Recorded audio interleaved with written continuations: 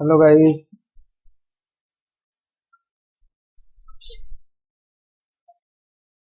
आप सभी लोगों का एक बार फिर ऑनलाइन क्लासेस में स्वागत करते हैं। चलिए जरा ध्यान दीजिए। आज हम यहाँ पे स्टार्ट करने वाले हैं चैप्टर 3 स्पेसिफिकली इफेक्ट का। वॉइस क्लियर हो तो एक बार कंफर्म कर दीजिए प्लीज। ओके, चलिए जरा ध्यान दीजिए।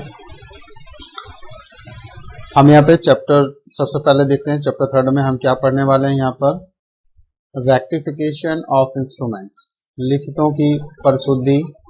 इसमें केवल एक ही सेक्शन है 26, व्हेन इंस्ट्रूमेंट में बी रेक्टिफाइड, कब लिखित परिशुद्ध किए जा सकेंगे। नेक्स्ट यहाँ पर बात करेंगे चैप्टर 4 की, जिसमें रिसेशन ऑफ कॉन्ट्रैक्ट की बात की गई, संविदाओं के विखंडन की बात की गई है, जो कि सेक्शन 27, 28, 29 और यहाँ पर 30 तक डिफाइन किए गए हैं। तो इनमें एक बार देख लेते हैं। सेक्शन 27 में क्या दिया हुआ, ध्यान दीजिएगा। वेयर रिसेशन में बी एडजस्ट और रिफ्यूज, जहां विखंडन न्याय निर्णीत या नामंजूर किया जा सकेगा। सेक्शन 28 में हम पढ़ेंगे rescission in certain circumstances of contracts for the sale and lease of immovable property, the specific performance of contract has been decreed. स्थावर संपत्ति के विक्रय या पट्टे के लिए संविदाओं का कतिपय परिस्थितियों में विखंडन, जिनके विनिर्दिष्ट पालन की डिक्री की जा चुकी है। नेक्स्ट देखिए सेक्शन 29 में alternative prayer for rescission in suit for specific performance, विनिर्दिष्ट पालन के बाद में विखंडन के लिए अनुकल्पित प्रार्थना। सेक्शन 30 में यहाँ पर बात करेंगे कोर्ट में रिक्वायर पार्टीज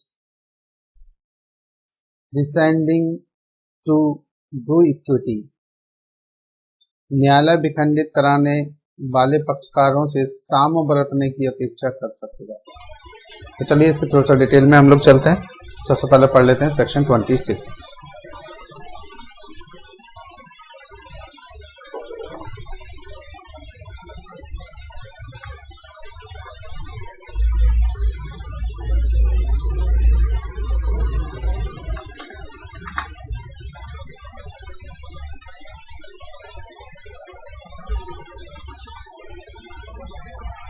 देखिए सेक्शन 26 आपके समक्ष एक बार नजर डालिएगा यहाँ पर।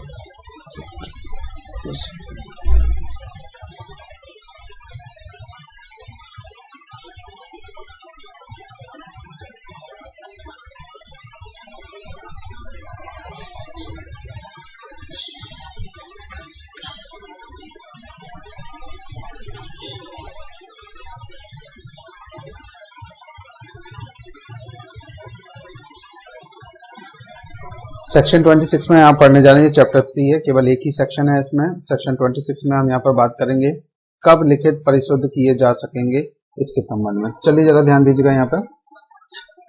सेक्शन 26 का सब क्लोज आप फर्स्ट पढ़ रहे हैं। कहा गया कि जब पक्षकारों के कपट या किसी परस्पर भूल के द्वारा, जब पक्षकारों के कपट या किसी परस्पर भूल के द्वारा कोई लिखित या कोई संविदा या लिखित में कोई अन्य लिखित किसी कंपनी के संगम अनुच्छेद ना हो जिन पर कंपनी अधिनियम 1956 लागू होता है, उसका वास्तविक आशय व्यक्ति अभिव्यक्त ना करे, तब नंबर का, खा और गा, इसमें कुछ पॉइंट्स दिए गए हैं। तो देखिए जरा यहाँ पे एक बार मैं इसको फिर से रिपीट कर रहा हूँ, समझने की कोशिश कीजिएगा इसको। सेक्शन 26 में हम बात कर रहे हैं कब लिखित परिशुद्ध किए जा सकेंगे। सब क्लोज नंबर फर्स्ट में देखेंगे सेक्शन 26 का सब क्लोज फर्स्ट। यहाँ बात की गई कि जब पक्षकारों के कपट या किसी परस्पर भूल के द्वारा, कि जब पक्षकारों के कपट के द्वारा किया गया हो कोई कार्य, या फिर किसी परस्पर भूल के द्वारा क्या किया गया, कोई संविदा की गई है या कोई लिखित बनाई गई है या कोई भी अन्य लिखित हो जिसमें किसी कंपनी के संगम अनुच्छेद ना हो या जिन पर कोई कंपनी अधिनियम 1956 लागू होता है, तो जो कोई अन्य लिखित थी उसका कोई वास्तविक आशय अभिव्यक्त ना करे, तब काम में यहाँ बात की गई है दोनों में से कोई पक्षकार या उसका हित प्रतिनिधि लिखित को परिशोधित किए जाने के लिए कोई बात संस्थित कर सकेगा। मतलब समझ में आया क्या? सेक्शन जो 26 है यहाँ बात की गई है कि अगर कोई लिखत की गई है तो क्या उसे परिशुद्ध किया जा सकता है, कोई उसमें मिस्टेक हो गई है, कोई गलतियां हो गई हैं तो क्या उन्हें शुद्ध किया जा सकता है, तो इसमें हाँ। और कौन सी शुद्ध और कब किया जा सकता है, तो जरा इसमें यहाँ पे नजर डालिएगा एक बार। कहा गया कि जब पक्षकारों के किसी कपट के कारण या किसी परस्पर भूल के कारण कोई संविदा हो या कोई लिखत हो या कोई भी ऐसी अन्य लिखत हो तो उसका वास्तविक आशय अभिव्यक्त ना करें। जिस पर्पज के लिए कॉन्ट्रैक्ट किया गया था या जिस पर्पज के लिए कोई लिखित बनाई गई थी, इंस्ट्रूमेंट बनाया गया था, वो कंप्लीट ही नहीं हो रहा है, तब ऐसी सिचुएशन में जो आप पढ़ रहे हैं यहाँ पर सेक्शन 26 सब क्लोज नंबर फर्स्ट का ए या फिर का, यहाँ कहा गया कि दोनों में से कोई पक्षकार या उसका हित प्रतिनिधि लिखित को परिशोधित किए जाने के लिए कोई वाद संस्थित कर सकेगा। तो कोर्ट में इसको सुधारने के लिए जो गलती हुई है कि ये कपट के द्वारा किया गया है या परस्पर भूल के द्वारा कोई संविदा या कोई लिखित बनाई गई है, यहाँ पर तो कोई संविदा या कोई लिखित बनाई गई है तो उससे संबंधित यहाँ पर कोर्ट में केस फाइल करके उसको शुद्ध करने के लिए प्रार्थना की जा सकती है। अगला जरा यहाँ पे ध्यान दीजिए, ये बात समझ में आ गई। आप सेक्शन पढ़ रहे थे यहाँ पर सेक्शन 26 सब क्लोज नंबर फर्स्ट और फर्स्ट का सब क्लोज, ये खा पे एक बार नजर डालिए, जरा ध्यान दीजिए। आप पढ़ रहे हैं सेक्शन 26 सब क्लोज फर्स्ट और फर्स्ट का खा। वादी किसी वाद में जिसमें लिखित के अधीन उत्पन्न कोई अधिकार विवाद हो उसके अभिवचन में दावा कर सकेगा कि लिखित को परिशोधित किया जाए। देखिए जरा ध्यान दीजिए, यहाँ पे कहा जा रहा है कि कोई वादी किसी वाद में जिसमें लिखित के अधीन कोई अधिकार विवाद हो तो उसके अभिवचन में दावा कर सकेगा कि लिखित को परिशोधित किया जाए। तो यहाँ पर देखिए क्या कहा गया, जैसे जो वादी है और किसी वाद में जिसमें लिखित के अधीन उसे कोई अधिकार विवाद हो जाता है, यहाँ पर कोई कॉज ऑफ एक्शन जो बन जाता है यहाँ पर, तो उसके अकॉर्डिंग यहाँ पर उसके अभिवचन में दावा कर सकेगा कि लिखित को परिशोधित किया जाए, जो लिखित है उसको शुद्ध किया जाए, उसमें संशोधन किया जाए। परिशोधन का मतलब यहाँ पर संशोधन से है। नेक्स्ट देखिए सेक्शन 26 सब क्लोज फर्स्ट का आप गा यानी कि सी पढ़ रहे हैं, तो यहाँ पर जरा ध्यान दीजिए। यथाखंड खा में निर्दिष्ट ऐसे किसी वाद में कोई प्रतिवादी उसके लिए खुली किसी अन्य प्रतिरक्षा के अतिरिक्त लिखित की परिशुद्धि की मांग कर सकेगा। तो यहाँ पर कहा गया, देखिए यथाखंड खा में आपने क्या पढ़ा था, ये कि वादी वाद में लिखित के अधीन कोई अधिकार अगर उत्पन्न होता है, उसमें कोई विवाद होता है तो उसमें उसको परिशुद्ध करने के लिए दावा कर सकेगा। तो यहाँ पर क्या कहा गया, यहाँ पर जरा ध्यान दीजिए।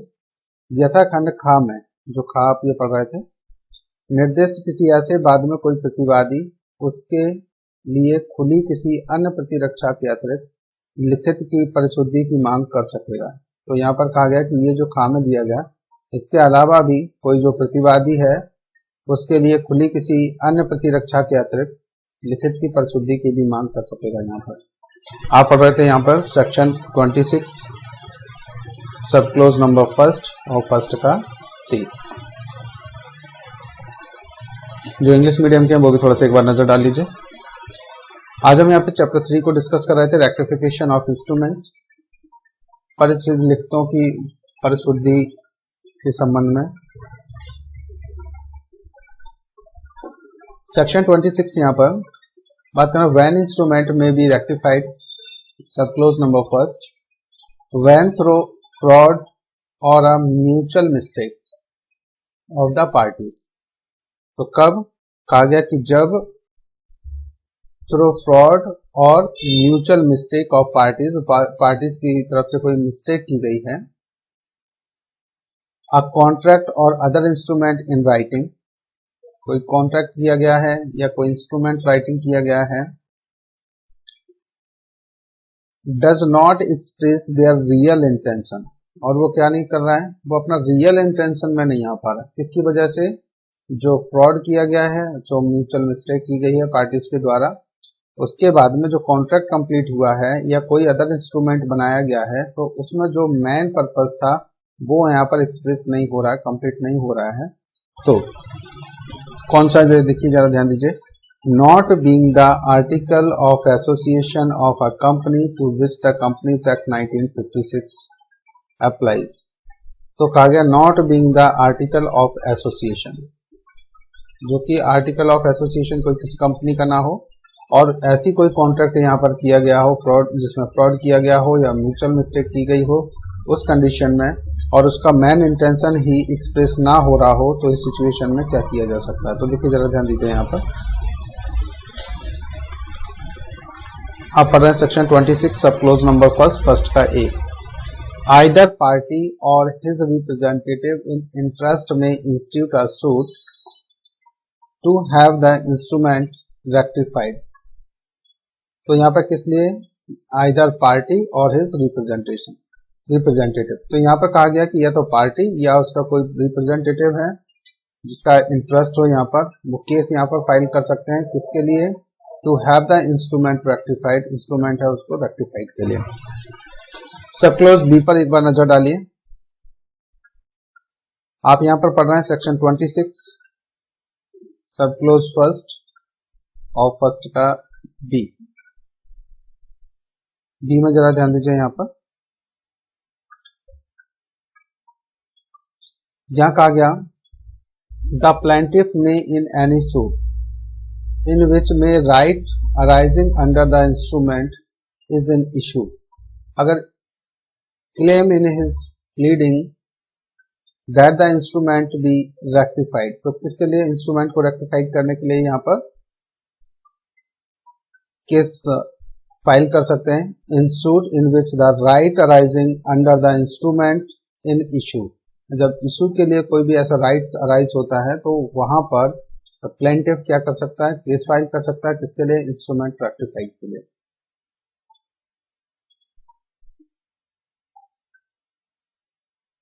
नेक्स्ट जरा ध्यान दीजिएगा,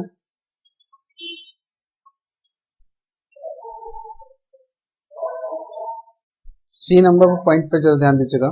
सेक्शन 26 सब क्लोज नंबर फर्स्ट और सी। आ डिफेंडेंट, यहां ऊपर प्लेंटिफ की बात की गई थी, यहाँ डिफेंडेंट की बात कर रहे हैं। Defendant in any such suit as is referred in clause B, तो clause B में आपने पढ़ा था जस्ट इसमें ऊपर, may in addition to any other defense open to him ask for rectification of the instrument। तो यहाँ क्या कहा गया? डिफेंडेंट की तरफ से ऊपर आपने प्लेंटिफ वाला पढ़ा था बी में, प्लेंटिफ इन एनी सूट, फिर से एक बार रिपीट कर रहा हूँ, जरा ध्यान दीजिएगा बी नंबर पर। The plaintiff may in any suit in which any right arising under the instrument, अगर कोई भी right arise होता है इंस्ट्रूमेंट में, is an issue, claim in his pleading that the instrument be rectified। तो यहाँ पर इसको क्लेम करने के लिए जो right arise हुआ है उसको क्लेम करने के लिए यहाँ इंस्ट्रूमेंट को रेक्टिफाइड करने के लिए प्लेंटिफ यहाँ पर केस फाइल कर सकता है। नेक्स्ट यहाँ पर बात की गई सी में, a defendant in any such suit as is referred to in clause B may in addition to any other defense open to him ask for rectification for the instrument। तो डिफेंडेंट भी एक case file कर सकता है कब? as is referred in clause B, जो clause B में जो राइट अराइज हुआ है, may in addition to any other defense open to him। तो इस सिचुएशन में भी यहाँ पर क्या किया जा सकता है कि रेक्टिफिकेशन जो है, रेक्टिफिकेशन के लिए इंस्ट्रूमेंट के लिए केस फाइल कर सकता है डिफेंडेंट। ऊपर आपने पढ़ा प्लेंटिफ की तरफ से, नीचे डिफेंडेंट की तरफ से सी में। चलिए अब हम देख लेते हैं थोड़ा सा सब क्लोज नंबर 2 पर।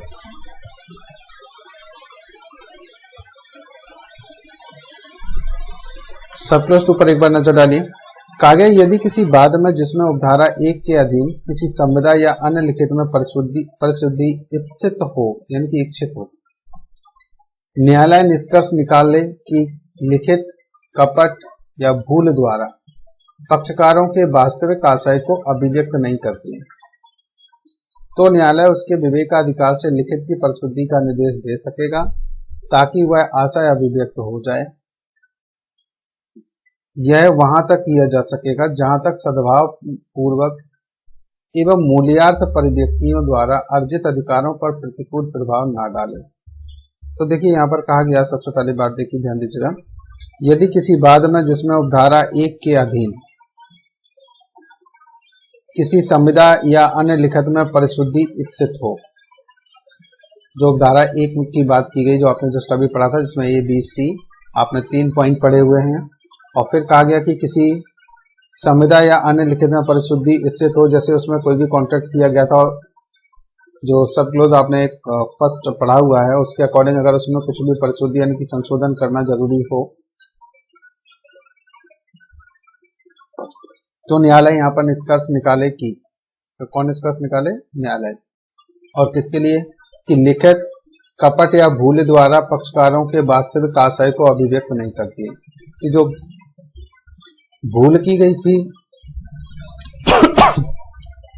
या फिर जो कपट हुआ है, एक सेकंड गाइस लाइन पर रहना प्लीज।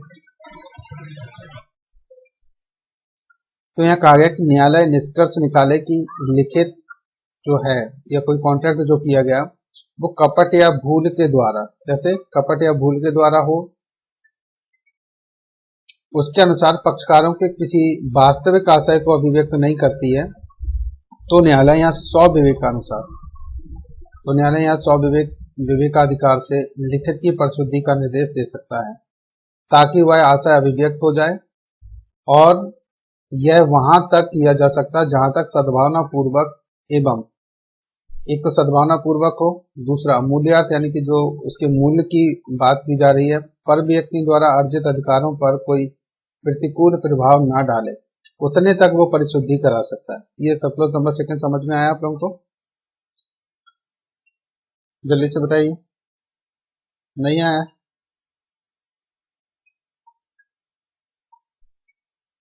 हेलो,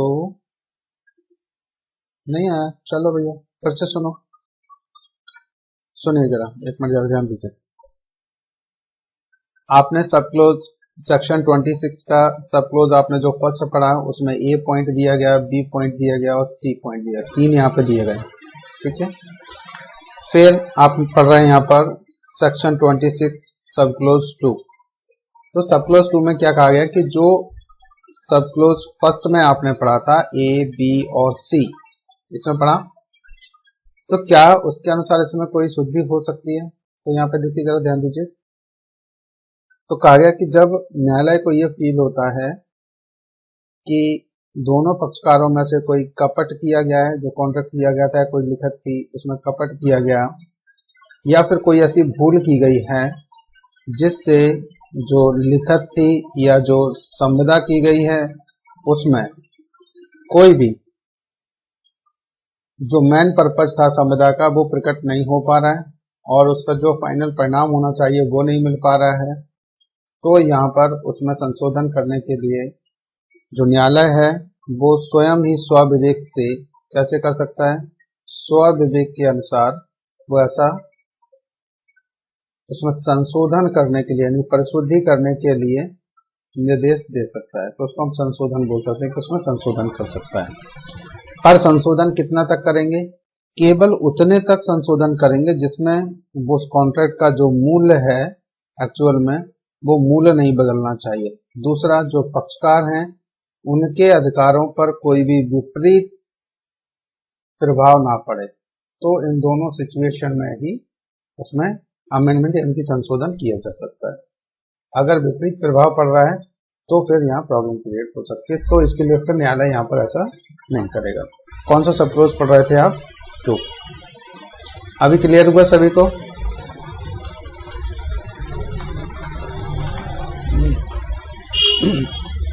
चलिए जरा ध्यान दीजिए, जो इंग्लिश मीडियम के भैया वो लोग भी देख लीजिए, एक बार नजर डालिएगा। सब क्लोज 2 आप यहाँ पर पढ़ रहे हैं सेक्शन 26 सब close 2। If in any suit in which a contract or other instrument is sought to be rectified under subsection first, the court finds that the instrument through fraud or mistake. सबसे पहले चीज देखिए, if any suit in which a contract or other instrument is sought to be rectified under subsection first, अगर subsection first में जो आपने points पढ़े हुए थे उसमें कोई भी ऐसा संशोधन किया जा रहा हो किसमें या तो कॉन्ट्रैक्ट में किया जा रहा हो या किसी अदर इंस्ट्रूमेंट में। तो the court finds that the instrument through fraud और mistake does not express the real intention. तो कोर्ट को लग रहा है कि यहाँ फ्रॉड के थ्रू या फिर मिस्टेक होने की वजह से not express the real intention, जो रियल इंटेंशन था कॉन्ट्रैक्ट का या लिखत का, वो कंप्लीट नहीं हो रहा है to the parties. The court में in it discretion direct rectification of the instrument so as to express that intention so far as this can be done without prejudice to right acquired by third person in good faith and full value। तो यहाँ पर इस situation के according court यहाँ पर correction करने के लिए परमिशन दे सकता है, डायरेक्शन दे सकता है कि जब does not express the real intention of the parties. तो इस सिचुएशन में द कोर्ट में in its डिस्क्रिएशन direct rectification of the instrument. Clear है इतना? चलो सब क्लोज नंबर 3 पर एक बार नजर डालिए। कहा गया a contract in writing may first be rectified and then if the party claiming rectification has so prayed in his pleading and the court think fit may be specifically enforced। जो Hindi medium के वो भी देख लीजिए एक बार, फिर clear करता हूँ। यहाँ पे देखिए कहा गया कोई लिखित संविदा पहले परिशोधित की जा सकेगी, जो लिखित संविदा है पहले उसे रेक्टिफाइड की जा सकेगी, तब यदि परिशुद्धि का दावा करने वाले पक्षकार ने उसके अभिवचन में ऐसा निवेदन किया है और न्यायालय ठीक समझे तो विनिर्दिष्टता परिवर्तित भी की जा सकेगी। तो मतलब उसे इम्प्लाइड भी किया जा सकता है, पहले उसे संशोधित किया जा सकता है, और यहाँ पर जिसने दावा किया था वो पक्षकार अगर अभिवचन करते हैं या ऐसा निवेदन करते हैं तो न्यायालय ठीक समझे तो उसे क्या कर सकते हैं, विनिर्दिष्टता परिवर्तित भी किया जा सकता है, यानी कि उसे स्पेसिफिक परफॉर्म भी करवाया जा सकता है। सब क्लोज नंबर 4 पर एक बार नजर डालिए। किसी लिखित की परिशुद्धि के लिए कोई अनुतोष इस धारा के अधीन किसी पक्षकार को अनुदत्त नहीं किया जाएगा जब तक कि इसका विनिर्दिष्टता दावा ना किया गया हो। तो यहाँ पर कहा गया, एक नजर ध्यान दीजिएगा, बिल्कुल देखिए जरा ध्यान दीजिएगा, यहाँ पर इसका विनिर्दिष्टता दावा ना किया गया हो तब तक किसी भी लिखित की परिशुद्धि के लिए कोई अनुतोष इस धारा के अधीन किसी पक्षकार को अनुदत्त नहीं किया जाएगा जब तक कि विनिर्दिष्टता दावा ना किया गया हो। सीधी सी मांग है कि जब तक कोर्ट के समक्ष कोई व्यक्ति अपने रिलीफ के लिए दावा ना करे तो कोर्ट अपने आप से न्याय लेकर के नहीं आता है। तो न्याय के लिए आपको पहले कोर्ट जाना पड़ेगा। अगला जरा यहाँ पे ध्यान दीजिएगा नेक्स्ट। परंतु यह कि जहां पक्षकार ने ऐसे किसी अनुतोष का उसके अभिवचन में दावा ना किया हो तो न्यायालय उसे कार्रवाई के किसी भी प्रक्रम पर ऐसे दावे को सम्मिलित करने के लिए ऐसे निबंधनों पर जैसे कि न्याय संगत हो अभिवचनों में संशोधन करना मंजूर करेगा। कब कहा गया? देखिए स्पेसिफिक रिलीफ में अगर कोई दावा छूट गया हो और जब केस चल रहा हो तो कार्रवाई के किसी भी प्रक्रम में ऐसे दावे को सम्मिलित करने के लिए और ऐसे निबंधनों पर जैसा न्याय संगत हो, अगर कोर्ट को लग रहा है कि हाँ न्याय संगत है, इसमें न्याय की हत्या नहीं हो रही है, न्याय सम्मत है, तो ऐसे अभिवचनों में संशोधन करने को की मंजूरी दे सकेगा और ऐसे उनके जो दावे हैं उनको भी यहाँ पे इंक्लूड किया जा सकता है। जो इंग्लिश मीडियम के थे वो भी थोड़ा सा एक बार नजर डाल लीजिए। यहाँ पर कहा गया कि no relief for the rectification of an instrument shall be granted to any party under this section unless it has been specifically claimed. जब तक उसने क्लेम ना किया हो तब तक यहाँ पर कोई भी rectification of instrument shall be granted to any party under this section. No relief, तो रेक्टिफिकेशन में जो इंस्ट्रूमेंट में जो रिलीफ मिलनी चाहिए थी कोर्ट उन्हें रिलीफ नहीं देगा जब तक उसने क्लेम ना किया हो।